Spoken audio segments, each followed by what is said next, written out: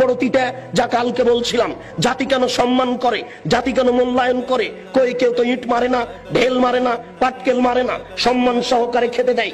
সেই জন্য তো আপনাকে গতকালকে আমি শোনাচ্ছিলাম যে আখেরি মোনাজাতে আপনি হাত তোলার পূর্বে এইভাবে একটু বলুন, তাহলে বুঝবো আপনি হক কথা বলছেন, বুঝলাম আপনি বড় কাজ করছেন, বুঝলাম আপনি বড় হুজুর, অনেক দূর থেকে এসেছেন, আমেরিকা থেকে এসেছেন, লন্ডন থেকে এসেছেন, সৌদি আরব থেকে এসেছেন, আপনি টুঙ্গির আখেরি মোনাজাতে অংশগ্রহণ করবেন।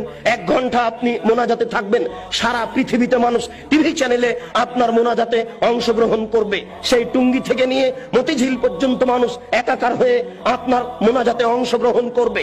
দেশের নেতা নেত্রী এই মোনাজাতে অংশগ্রহণ করবে। হুজুর আপনি একটু হক কথা বলুন না, আপনি বলুন আল্লাহর নবী বলেছেন লা ইয়াফলাহু কওমুন ওয়াল্লাহু আমরাহুম ইমরাতান। ওই জাতি কোনোদিন পরিত্রাণ পেতে পারে না যে জাতি নারীকে করেছে নেত্রী, ওই জাতি কোনোদিন পরিত্রাণ পেতে পারে না যে নারীকে করেছে নেত্রী, ওই জাতি কোনোদিন পরিত্রাণ পেতে পারে না যে জাতি নারীকে করেছে নেত্রী। আপনি বলুন দোয়া করার পূর্বে আল্লাহ রাসূল বলছেন আলী লা তাদু তিমসালান ইল্লা তামাসতাহু ওয়ালা কাবরান মুসরিফান ইল্লা সাওয়াইতাহু। আলী তুমি ছাড়বে না কোনো উঁচু কবর, সবকে ভেঙে সমান করে দাও। আলী তুমি ছাড়বে না কোনো ছবি মূর্তি, সবকে ভেঙে একাকার করে দাও। আপনি এই বক্তব্য দেওয়ার পরে এবার হাত তুলে দোয়া করুন, দেখা যাবে কত নেতা নেত্রী আপনার দোয়াতে অংশগ্রহণ করে, কত জনগণ আপনার দোয়াতে অংশগ্রহণ করে। আপনি হাত তুলে দোয়া করার পূর্বে বলুন আল্লাহর নবী বলেছেন মান সাদ্দা ফুরজাতান বানাল্লাহু লাহু বাইতান ফিল জান্নাহ। আল্লাহর নবী বলেছেন সালাত আদায় করার সময়তে দুইজনের মাঝে যেই ফাঁকা রয়েছে এই ফাঁকা বন্ধ করে যে আল্লাহ তার জন্য জান্নাতে ঘর নির্মাণ করেন। আপনি বলুন একটু, এরপরে আপনি হাত তুলে দোয়া শুরু করবেন। বাইতুল মুকাররম হচ্ছে বাংলাদেশের জাতীয় মসজিদ। বাংলাদেশের যারা বড় আলেম তারাই সেখানে খুতবা দেওয়ার অধিকার রাখে। বাংলাদেশের 3 কোটি আহলে হাদিসের আমির হচ্ছেন মুহতারাম আমিরে জামাত ডক্টর আসাদুল্লাহ গালিব, 5 ভাষার সমমানের পণ্ডিত। কই আজ পর্যন্ত আমরা দেখলাম না যে বাইতুল মুকাররমে তিনি খুতবা দিতে পারছেন। কোথায় হক রয়েছে? কে হকের কথা বলবে?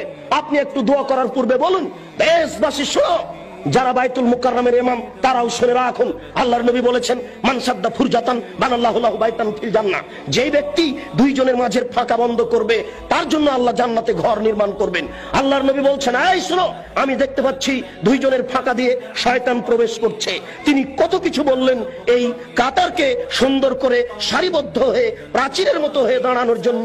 আর বাইতুল মুকাররমে গিয়ে দেখি, অন্যান্য মসজিদে গিয়ে দেখি একজন 1 হাত সামনে আছে, 1 হাত পিছনে আছে, কোন জায়গাতে 2 হাত ফাঁকা আছে, 5 হাত ফাঁকা আছে, এইভাবে সালাত শুরু হয়ে যাচ্ছে।